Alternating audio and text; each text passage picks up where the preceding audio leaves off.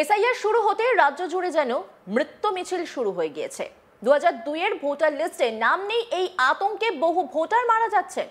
তেমনি SIR form সংক্রান্ত বিষয়ে যে সকল বিএলওরা যুক্ত রয়েছে তারাও এই কাজের চাপে শেষ করে দেওয়ার চরম পথ বেছে নিচ্ছেন। কেউ কেউ আবার অতিরিক্ত চিন্তায় অসুস্থ হয়ে পড়ছেন। এসআইআর আবহে রাজ্য জুড়ে যখন অতিরিক্ত কাজের চাপ নিয়ে বিতর্ক তুঙ্গে, ঠিক তার আগেই বিএলওর বাড়িতে দুষ্কৃতী তাণ্ডব। রাতের অন্ধকারে বিএলওর বাড়িতে ইট ছোড়া থেকে শুরু করে দরজায় লাথি মেরে হুমকির অভিযোগ উঠেছে দুষ্কৃতীদের বিরুদ্ধে। আর এই ঘটনা সামনে আসতেই এলাকায় উত্তেজনার পারদ চরমে। হাতে আর কয়েকটা দিন, আগামী সপ্তাহে প্রকাশিত হবে খসড়া ভোটার তালিকা। তার আগে উত্তেজনার পরিস্থিতি তৈরি হলো উত্তর 24 পরগনার খড়দহের সূর্যসেন অঞ্চলের বাসিন্দা মানব চন্দ্র। তিনি ওই বিধানসভা এলাকার 43 নম্বর বুথের বিএলও হিসাবে দায়িত্বে রয়েছেন। অভিযোগ, রাতের অন্ধকারে হঠাৎ করে একদল দুষ্কৃতী তার বাড়িতে হামলা চালায়। ছোড়া হয় ইট, এমনকি দরজাতেও ক্রমাগত লাথি মারা হয় বলে অভিযোগ। রাতে এই ঘটনায় রীতিমতো আতঙ্কে পড়ে যান ওই বিএলও এবং তার পরিবারের অন্যান্যরা। এই খবর এলাকায় জানাজানি হতেই খড়দহ সূর্যসেন অঞ্চলে রীতিমতো শোরগোল পড়ে যায়। খবর পাওয়া মাত্রই স্থানীয়রা ছুটে আসেন। ঘটনার প্রতিবাদে বিক্ষোভও দেখাতে থাকেন তারা। বিএলও মানব চন্দ্রের অভিযোগ, যদি কারো নাম বাদ যায় তাহলে তারা কি করবেন? তাদের উপর অযথা আক্রমণ কেন হচ্ছে? খড়দহ থানায় অভিযোগ জানানোর পাশাপাশি তারা এসডিও ব্যারাকপুর এবং জেলা শাসককেও জানান। ঘটনার পর থেকে আতঙ্কিত বিএলও মানব চন্দ্র কি বলছেন তিনি শুনব।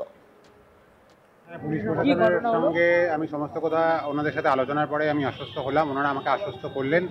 সমস্ত ঘটনা আমার মুখ থেকে শোনার পর ওনারা বললেন ওনারা দেন অ্যান্ড দেন স্টেপ নেবেন এবং ওনারা আমার পাশে থাকবেন এবং ওনারা সর্বতভাবে আমাকে সহযোগিতার আশ্বাস দিয়েছেন এবং কোনো রকম কোনো সমস্যা হলে তৎক্ষণাৎ যেন ওনাদেরকে আমরা ইনফর্ম করি আমি, এবং আমরা সকল বিএলওরাই সেখানে জমায়েত ছিলাম এবং বলা হয়েছে ওনারা আমাদের পাশে আছেন বলে আশ্বাস। কি ঘটনা ঘটেছিল আপনার সাথে?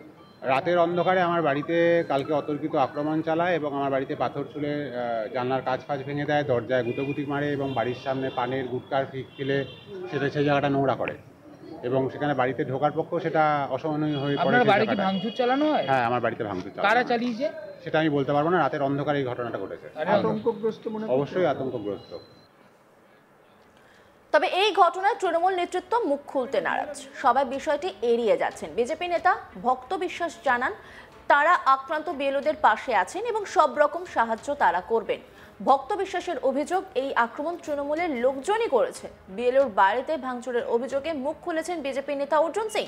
তিনি বলেন, যেদিন থেকে এসআইআর শুরু হয়েছে সেদিন থেকেই মুখ্যমন্ত্রী এবং তার দল যেভাবে বিএলও এবং নির্বাচন কমিশনের বিরুদ্ধে যে অবস্থান নিয়েছে, স্বাভাবিক কারণেই তার দলের নেতারা এই জিনিস করবে। নির্বাচন কমিশনের নির্দেশে একজন বিএলও সঠিক কাজ করছে, স্বাভাবিকভাবেই তার উপরে তৃণমূল কংগ্রেস বিরোধিতা করবে। তারা নাম তোলার জন্য চাপ দিচ্ছে। যেসব বিএলওদের মেরুদণ্ড সোজা আছে তারা এই পরোয়া করছে না, আর তখনই তাদের উপর হামলা হচ্ছে, মারধর হচ্ছে। গতকালও সূর্যনগরে বিএলওর ওপর মারধরের ঘটনা ঘটেছে এবং 12 ঘন্টা পর পুলিশ সেখানে পৌঁছায়। আসলে মমতা ব্যানার্জি চাইছেন এসআইআর যাতে না হয়, সেই কারণে রোজ নির্বাচন কমিশনে ধর্ণা হচ্ছে, বিক্ষোভ হচ্ছে। কমিশনের উচিত সেনা নামিয়ে পিঠের ছাল তুলে দেওয়া। কি বলছেন অর্জুন সিং শুনব।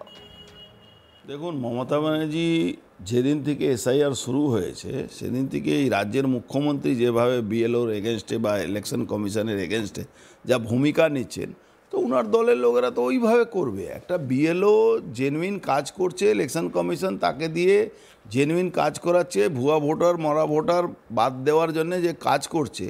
বিএলের উপরে ম্যাক্সিমাম প্রেসার তো তৃণমূল সরকারি দল বলছে এই চুরি করো, এই একজনের বাবা ধার নিয়ে নাও, কাউকে কাকা ধার নিয়ে নাও, নিয়ে তাদেরকে নাম তোলার জন্য প্রেসার দিচ্ছে।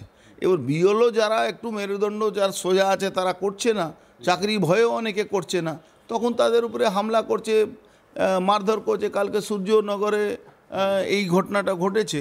পুলিশ 12 ঘন্টা পরে পৌঁছেছে। পুলিশকে এর আগেও যারা থ্রেট দিয়েছিল অনেকে কমপ্লেন করেছিল, কিন্তু পুলিশের ভূমিকা খুব খারাপ। মমতা ব্যানার্জি ইনস্ট্রাকশনে চলছে। মমতা ব্যানার্জি চাইছেন কি এসআইআরে না হয়, এসআইআর কাজটা না হয়। তার জন্যে দেখুন ইলেকশন কমিশনে অফিসে রোজ রোজ ঘেরাও চলছে, ঝামেলা চলছে। যারা বিএলও নাম করে ওখানে যাচ্ছে তারা বিএলও নয়।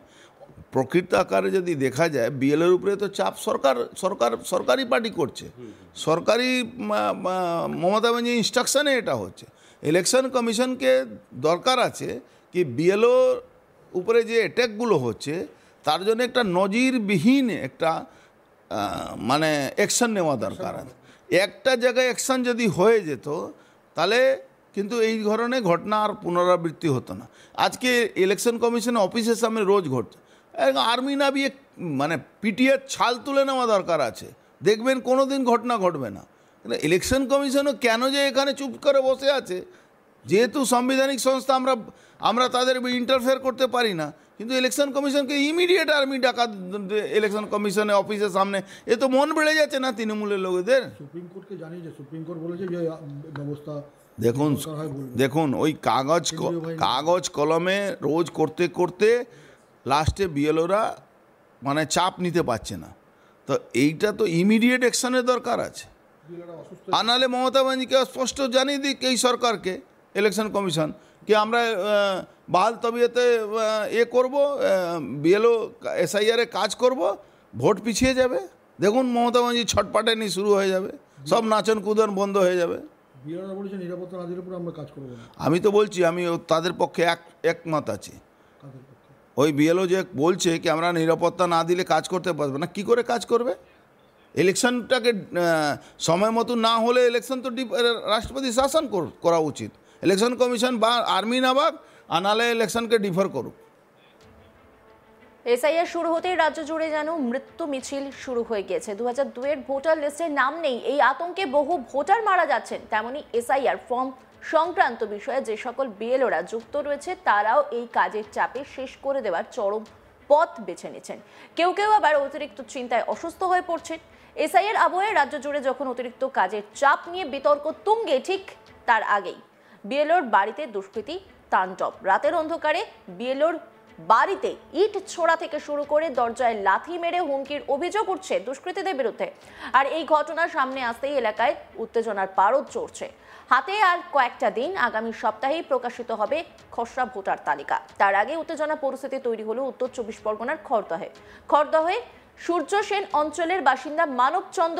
তিনি ওই বিধানসভা এলাকার 43 নম্বর বুথের বিএলও হিসাবে দায়িত্বে রয়েছেন। অভিযোগ, রাতের অন্ধকারে হঠাৎ করেই একদল দুষ্কৃতী তার বাড়িতে হামলা চালায়, ছোড়া হয় ইট, এমনকি দরজাতেও ক্রমাগত লাথি মারা হয় বলে অভিযোগ। রাতে এই ঘটনায় রীতিমতো আতঙ্কে পড়ে যান ওই বিএলও এবং তার পরিবারের অন্যান্যরা। এই খবর এলাকায় জানাজানি হতেই চাঞ্চল্য ছড়ায়।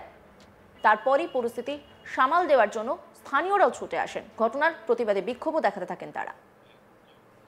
অন্যান্য খবরের আপডেটের জন্য অবশ্যই নজর রাখুন আজ তাক বাংলার ইউটিউব স্ট্রিমিংয়ে। লাইক, কমেন্ট, শেয়ার এবং সাবস্ক্রাইব করতে ভুলবেন না।